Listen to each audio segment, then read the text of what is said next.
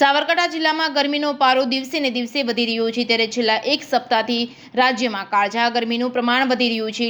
લોકો એસી અને પંખા સહિતમાં તેનો ઉપયોગ કરી રહ્યા છે, ત્યારે પરંતુ અબોલ પક્ષીઓ ગરમીથી પરેશાન થઈ રહ્યા છે। પશુપાલકો યથાર્થ પ્રયત્નો કરી રહ્યા છે કે પશુઓને પાણીથી ઠંડક આપી રહ્યા છે। ગરમીના કારણે દૂધનું પ્રમાણ પણ ઓછું મળી રહ્યું છે। એક પશુ દીઠ 1 થી 1.5 લીટર દૂધમાં ઘટાડો જોવા મળી રહ્યો છે। જે કેસ ન્યૂઝ ગુજરાતી સાથે અશોક નાઈ, સાબરકાંઠા। સતત ગરમીના પારો વધતા 1 થી 1.5 લીટર દૂધમાં ઘટાડો થયો છે। ફેટના પ્રમાણમાં પણ ઘટાડો થયો છે। દિવસે દિવસે ગરમીનો પારો વધતા નુકસાની અનુભવવી પડે છે। તમારું નામ? મારું નામ પટેલ મયુરકુમાર જગદીશભાઈ ચોપલાનાર।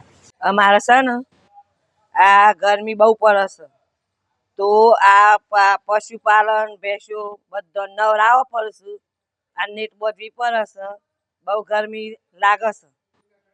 એના ઠંડક માટે સતત છેલ્લા 10-15 દિવસથી ગરમીનો પારો ઊંચો જવાથી અમારી દૂધ મંડળીની અંદર દૂધનો ઘટાડો થઈ રહ્યો છે।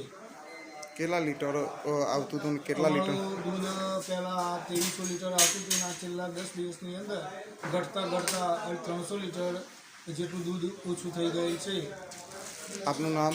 મારું નામ બાબુભાઈ તરસીભાઈ પટેલ, ચોપડાના દૂધ સહકારી મંડળી સેક્રેટરી।